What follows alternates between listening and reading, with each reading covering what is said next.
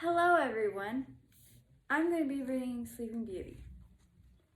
Long ago in a fairy tale castle far away, a kind-hearted queen gave birth to a rosy-cheeked daughter. "This is the happiest day of my life," declared the king. "What shall we call our bundle of joy?"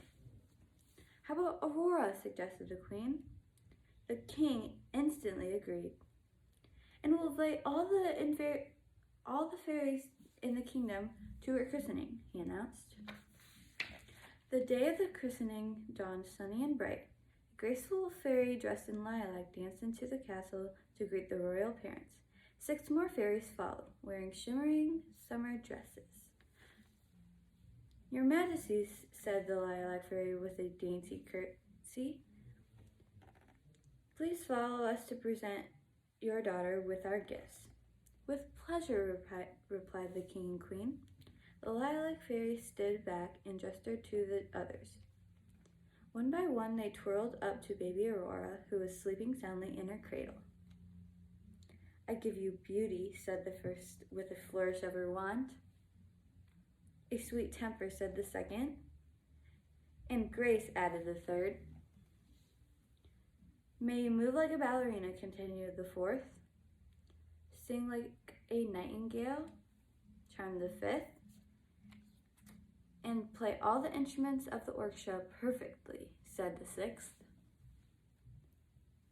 Before the lilac fairy could add her gift, there was a crash of thunder and a black cloud blotted out of the sun.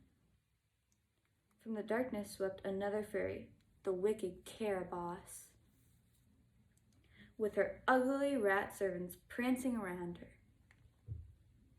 "Where was my invitation?" she spat, pointing a crooked finger at the king. "You have insulted me. Now it's my turn to give your daughter a gift." "We're so sorry," stammered the king. "There must have been a mistake," added the queen hastily. But Caraboss had turned her piercing gaze on tiny Aurora. "I can't take away your beauty, my dear, but I can take away your life." Sharp gasps filled the room as Caraboss continued her evil curse. "One day, something sharp will prick your finger and you will fall down dead." Then she let out a gruesome cackle that made all the other fairies cower. "Please don't do this, I beg you," pleaded the queen. "She's only a baby." But the queen's pleas only made Caraboss's cackles louder. "Enough!" cried the lilac fairy, striding bravely toward and silencing Caraboss with a wave of her wand. "Do not despair," she told the king and queen. "I haven't offered your daughter my gift yet. Although I can't break Caraboss's curse, I can weaken it. Aurora will prick her finger and fall, but she will not die. Instead, she will slip into a deep sleep until she is woken by a handsome prince." The lilac fairy's kind words infuriated Caraboss. She swept her cloak around her and stormed out of the castle. Slowly, the sun crept out from behind the cloud and spread light on the castle once more. The years went by, and Princess Aurora grew prettier each day. The king and queen loved to watch their cheerful daughter dance and sing. But Caraboss's curse still hung over them. All sharp objects were banished from the castle, every rose bush was cut for fear of thorns, and the princess was never left alone. For Aurora's 16th birthday, the king arranged a magnificent party. Sunshine flooded the royal gardens, guests met and mingled in the dappled shade, and music floated on the warm summer air. "Aurora," called the king with a twinkle in his eye. 4 birthday surprises have just arrived. The princess laughed to see 4 nervous princes standing behind her father. Tales of her beauty had reached their distant kingdoms, and now they all wanted to marry her. The princes took turns dancing with Aurora. Charmed by her smile and beauty, they each offered their love and fortunes. Aurora thanked them graciously, but she did not want a husband. She just wanted to dance. Twirling away from her fourth suitor, the princess bumped into a wrinkly old lady. "Oh, I'm sorry," said Aurora, blushing. "Don't worry, my dear," croaked the woman. "Look, I've brought you some flowers for your birthday today." "Thank you, how kind," said the princess, taking the bouquet and admiring the fragrant but unfamiliar roses. Immediately, three concerned courtiers swooped to grab the flowers. Aurora thought it was a game and danced away across the lawn, waving the flowers above her head. As she tightened her grip, she felt a sharp prick. "Ow!" she cried, dropping the bouquet and looking at her hand. A little drop of blood was forming on her fingertip. Her dance turned into a sway, and the world started spinning. The faces around her blurred and merged together. Then everything went blank. The guests stared in horror as the princess fell into the ground. A familiar cackle filled the air, and the old woman threw back her hood. It was Caraboss. After a gleeful look at the fallen princess, the evil fairy fled the castle grounds. "My darling daughter," wailed the queen, rushing to Aurora's side. She lifted her daughter's lifeless arm and let out a moan. This is part 2 of Sleeping Beauty. Okay. A swirl purple, announced the lilac fairy. "Remember, she's not dead, only sleeping." The fairy said softly, "Take her into the castle and lay her on her bed." 4 servants carried the princess inside, and the party guests followed in a hushed procession. Left alone in the garden, the lilac fairy watched as creeping vines swiftly covered the castle walls.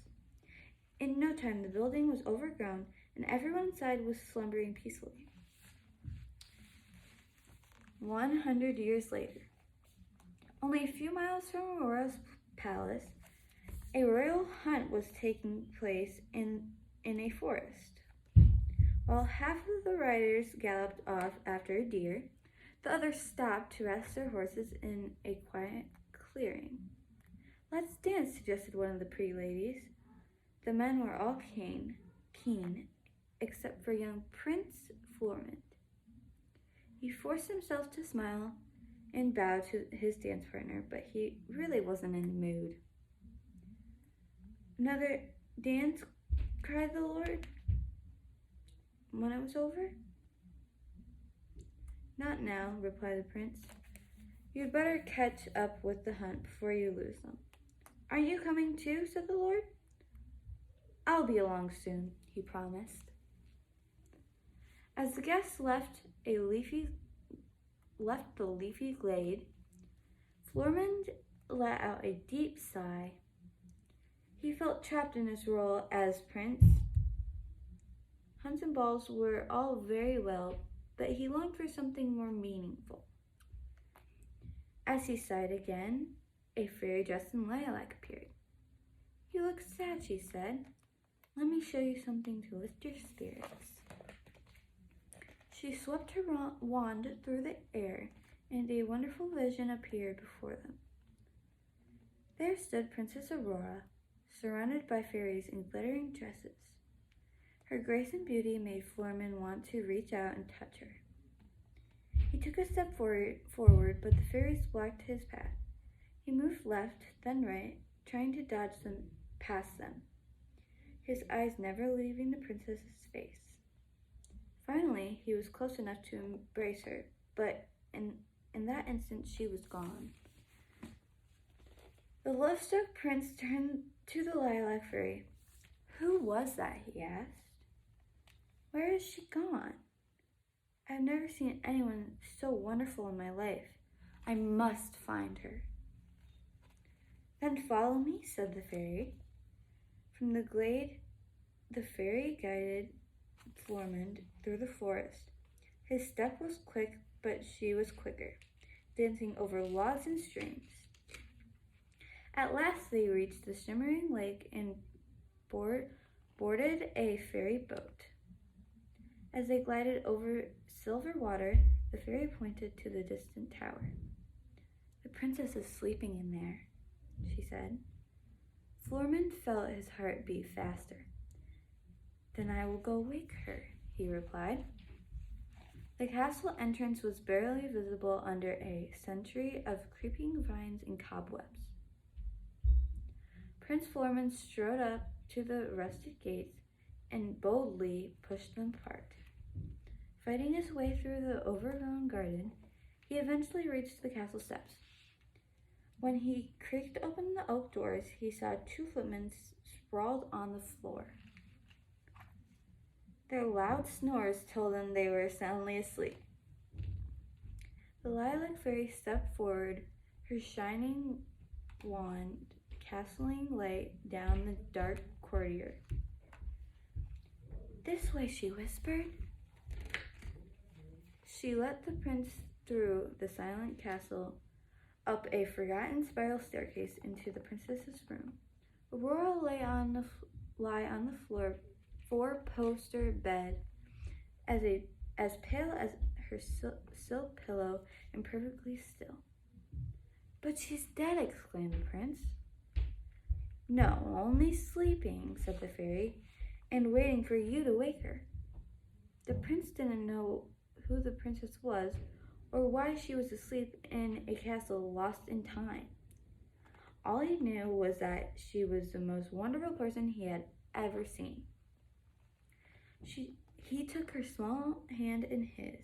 Slowly, Aurora's eyes fluttered open. Flormund stood back shyly, but Aurora looked up at him and smiled. "Thank you for waking me," she whispered. The delighted prince helped Aurora to her feet and led her down the stairs. He was so dazzled by her beauty, he didn't notice the castle changing around him. The vines and cobwebs melted away, while all over the castle people were waking and stretching after their long sleep. "Come meet my parents," said Aurora. She whisked him into the main hall, where her parents were dusting their robes and straightening their crowns. "Aurora!" cried the king and queen together. "Meet the prince who broke Caraboss's spell," replied the princess. She turned to smile at her rescuer, only to find him kneeling on the floor. "Aurora," he said, "will you marry me?" "I'd love to," Aurora beaming. Aurora and Flormund's wedding was a joyful whirl of celebration.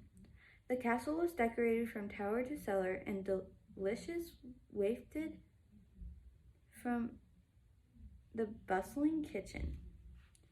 By noon, a stream of family and friends was entering the grand hall. The lighted characters from other fairy tales came to entertain the happy couple. First, Puss in Boots leaped and pranced across the dance floor with a dainty white cat. Then Little Red Riding Hood appeared, holding a basket of food. Behind her crept the big bad wolf. He chased Red Riding Hood around the room in a playful dance before carrying her off over his shoulder. The guests had barely taken a breath when Cinderella danced into the room, searching for Prince Charming. He followed soon after her, holding out the golden slippers she had lost,